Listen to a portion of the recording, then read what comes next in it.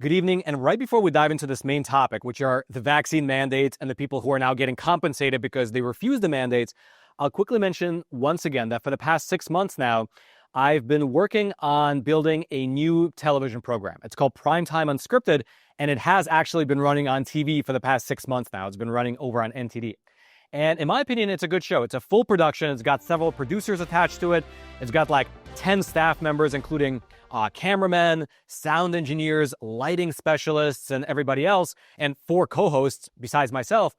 And the program is good. We basically choose the best news stories of the week, the ones that are either the most important to Americans, the ones that are getting ignored by the mainstream media, or actually the ones that are covered by the mainstream media but are getting spun.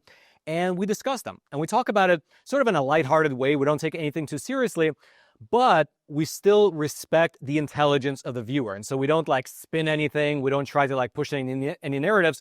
We just try to dig through what are the actual facts, what do we know, and how does it tie into the broader tapestry of what's happening both in the country as well as in the world. And so again, in my opinion, it's a great program. Still has a lot of room to grow, but even as it is now, it's a great program. And we recently launched a YouTube channel for it. I'll link it down in the description box below. And already within just the first week, we have a ton of great episodes on there. For instance, how NASA is launching a nuclear reactor on the moon, how the Trump administration is launching America's first digital health tracking system, how brain-eating amoebas have popped up across 20 different states, how 16-year-olds are getting the right to vote over in the UK. What can go wrong with that? How prisoners are getting these VR headsets in order to reacclimate themselves to society.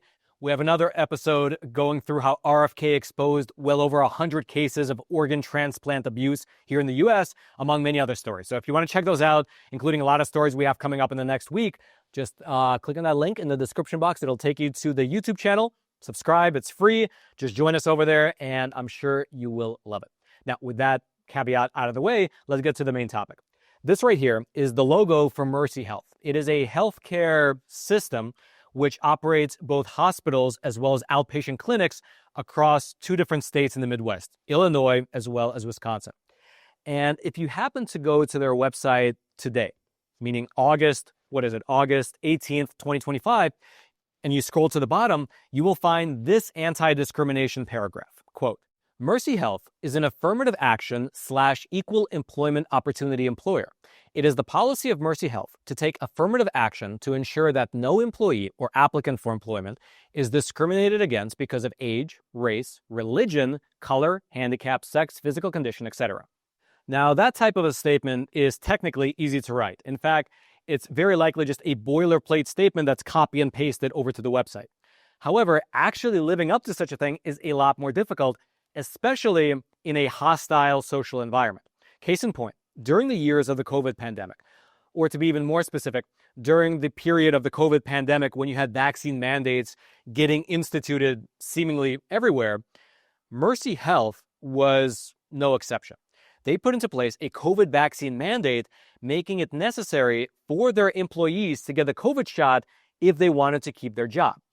And if an employee requested an exemption from this policy based on their deeply held religious beliefs, well, that employee would not be granted one unless he or she signed a certain form docking their pay. Quote, affected employees alleged that Mercy Health discriminated against them when it denied religious accommodations to employees who requested to be exempt from receiving the COVID-19 vaccine. Employees claimed they were allowed to continue working only if they signed the form, allowing $60 to be deducted from their wages per month, described by Mercy Health as a, quote, vaccine incentive charge. Employees who did not get vaccinated and who did not sign the wage deduction form were terminated. Now, that is objectively an odd policy. If someone requested a religious exemption from the vaccine mandate, instead of just granting it to them, instead, they were allowed to do so as long as they paid a $60 per month vaccine incentive charge. But then the inherent implication of paying something called a vaccine incentive charge is that they're still trying to push that person into getting the shot, which doesn't seem to be in line with granting that person a religious exemption. Now, the affected employees, the ones who were either charged and or fired because of this policy, they brought their complaints up with the federal government. This resulted in an investigation that was launched by the EEOC, which is the U.S. Equal Employment Opportunity Commission. In case you've never heard of them before, they're the federal agency that actually enforces the laws which prohibit workplace discrimination. And after conducting their investigation, the EEOC, they found that besides forcing employees to get their pay docked and or getting fired, there were some employees in Mercy Health that were completely denied from even getting the option to request a religious accommodation. Quote, Mercy Health also fired the workers or lowered their wages and discriminated against other workers by denying them a chance to even request religious accommodation, instead terminating them or withholding their pay. Now, behind the scenes, you had the EEOC and Mercy Health engaged in what are known as pre-litigation negotiations, meaning before any lawsuits could be brought forth, they were negotiating some sort of a settlement. And a settlement was indeed in the interest of Mercy Health, because if the EEOC came out with a report which found systematic religious discrimination, then the entire hospital system faced the prospect of many lawsuits coming against them from the employees who were either fired or had their pay docked. And just for your reference, what Mercy Health was engaged in, at least according to the report that was put out by the EEOC, it was in violation of Title VII of the Civil Rights Act of 1964, which states in part that American employers cannot, quote, fail or refuse to hire or to discharge any individual or otherwise to discriminate against any individual with respect to his compensation, terms, conditions, or privileges of employment because of such individual's race, color, religion, sex, or national origin. And so perhaps seeing the writing on the wall, the federal government and the hospital system, meaning Mercy Health, they reached an agreement just earlier this month wherein Mercy Health agreed to pay over $1 million in both back pay as well as damages to the workers as well as the former workers who were affected by their discriminatory policies. They also agreed to retrain their personnel on how to actually handle religious accommodation requests moving forward. All right, just to pause here for a super quick moment, I'd like to introduce our sponsor and my own personal gold dealer, American Hartford Gold. Now, as soon as the latest round of tariffs hit, almost immediately, the stock market hit some serious waves, we could say. It became super turbulent, very volatile, and of course, these conditions don't just affect Wall Street, they affect all of us with our investments and our retirement accounts. That's why I want to introduce a company that I trust and I use myself to help secure my own savings, American Hartford Gold. They specialize in helping Americans move their assets into something tangible, something you can actually hold, physical gold and physical silver. Two precious metals that help me sleep better at night, knowing that I have a hedge against all those brilliant decisions being made over in Washington. Now, they have an A+ rating with the Better Business Bureau, they have thousands of 5-star reviews, and they make the whole buying process super simple. Your metals can be shipped directly to your doorstep, or you can transfer your current retirement account to a tax-advantaged gold IRA. And the best part is that right now, American Hartford Gold is offering an exclusive buy one, get one deal for my viewers. When you call them and mention my name, Roman, for every 1 ounce of gold that you purchase, you can get 1 ounce of free silver. And so take advantage of this special offer. Either call 866-242-2352 or simply text Roman to 65532. That's again, 866-242-2352 or text Roman to 65532. I'll also throw their information. It'll be down in the description box below. Now, this is quite, you can say, a significant development for a number of reasons. Firstly, if you've been following this program, Facts Matter, for a while, then you likely remember that during the years of the COVID pandemic, we covered probably several dozen examples of large employers discriminating against their employees by not accepting their COVID vaccine religious accommodation request, even though not doing so was clearly going against the plain language of the Civil Rights Act. And at the time, nothing could really be done about it because the wheels of justice do tend to grind slowly. But grind they do. And now, after several years, Mercy Health is just one out of many companies that are having to actually address their vaccine-related discrimination. And to that end, if you actually go to the EEOC website, you will find that, quote, following government and employer COVID-19 vaccine mandates, the EEOC received more than 10,000 religious accommodation charges related to this issue, as well as more than 6,000 disability accommodation charges related to this issue. To date, the EEOC has recovered over $54 million for workers impacted by these mandates.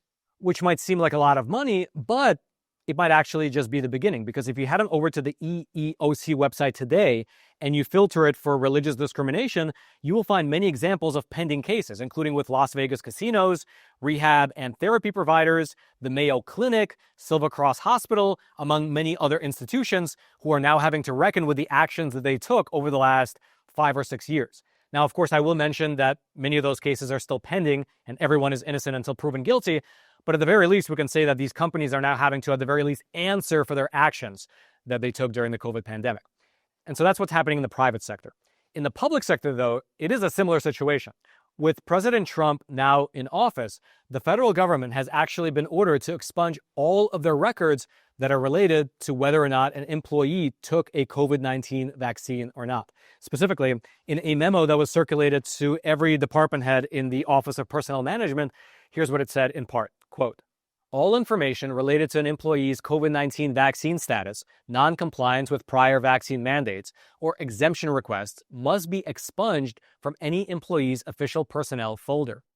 The agency then went on to say that effective immediately, federal agencies, quote, "may not use an individual's COVID-19 vaccine status, history of noncompliance with prior COVID-19 vaccine mandates, or requests for exemptions from such mandates in any employment-related decisions, including, but not limited to, hiring, promotion, discipline, or termination."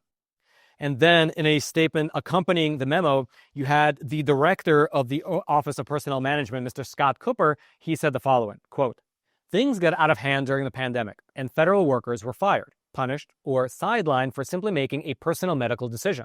That should never have happened. Thanks to President Trump's leadership, we're making sure that the excesses of that era do not have lingering effects on federal workers." Moving forward, all government agencies have until Monday, September the 8th, to certify that they are compliant with this order, meaning to certify that they have indeed scrapped all of their vaccine-related records. If you'd like to go through anything that we discussed in today's episode, you will be able to find both this directive from the Office of Personnel Management of the federal government, the situation with Mercy Health, as well as some of the other cases still pending at the EEOC. All those links will be down there in the description box below. And also, I'd love to know your thoughts. Leave them in the comment section below. Do you believe that what's actually happening now, this shift in trends, demonstrates that the people during the pandemic who stood firm in their religious convictions and did not get the shot were right? Because I remember at that time, there were two really strong trains of thought. One is like, I believe deeply for whatever religious reason that I shouldn't get the shot, and I'm going to hold firm no matter what my employer tells me, no matter what the government tells me. I don't know what the future holds. There might never be any compensation. There might never be any justice. I'm just going to hold firm. If I lose my job, that's it. I don't care. I'll hold firm. The other train of thought was, okay, I need to take care of my family. I can't lose my pension. I can't get dishonorably discharged from the military. I can't lose my pay. I have a mortgage. I have kids. I'll take this shot. I'll grip my teeth and just move along with it. Do you believe that history has borne out that this is the correct path to take? Because it seems like even outside of the stories that we mentioned in today's episode, throughout the past year, there have been so many cases of people in the government, in both the city level, the state level, and the federal level, people in public schools, people in universities, in the military, so many examples of people who were denied religious accommodations or other types of accommodations for the vaccine. They were fired. They were not given anything in terms of like pensions, but now they're getting huge compensation packages. Like I remember reading about people getting damages in the millions, getting back pay, getting all sorts of compensation for refusing to take the shot. And so it almost seems like, at least to me, that this is the right path to take. Because like I mentioned in that quote earlier, I think that's an ancient Greek quote, that the wheel of law grinds very slowly, but it grinds very finely. That might not be the exact quote, but it's something like that, where eventually, justice will be served. Basically, that's what that quote, in my opinion, means. And so it seems to me that this is the right path to take. And it's relevant because sure, that happened during the COVID era, but moving forward, some situation will arise where you have to choose either between your deeply held beliefs or what society at large wants you to do. And so it's like, which path will you take? Well, it seems like in the COVID era, at least to me, this is just my own personal opinion, the path to take is you hold firm to your deeply held religious beliefs, and then 4 years later, you're going to be given $1 million back pay for, for getting fired. Maybe. And so let me know your thoughts. Do you agree with that assessment? Or perhaps those 4 years in the interim where your family struggled and maybe you had to like miss your mortgage payment and maybe you even got foreclosed on, who knows what happened to people, maybe that wasn't worth it, and maybe you should have just gotten the shot, gritted your teeth, and moved on with your life. So leave your thoughts in the comment section below. I'd love to know them. I'll be reading your thoughts on after the video publishes, as well as into the week after the video publishes. And then lastly, all the links again will be down in the description box below, including the link to PrimeTime, which I hope you go there and subscribe to that channel as well. I hope it grows very big, at least 10,000 subscribers by the end of this week. And then also lastly, if for some reason you haven't subscribed to this channel, Facts Matter, please do so and like this video. It helps the YouTube algorithm pick it up and share it with ever more people. And then until next time, I'm your host, Roman from the Epoch Times. Stay informed, and most importantly, stay free.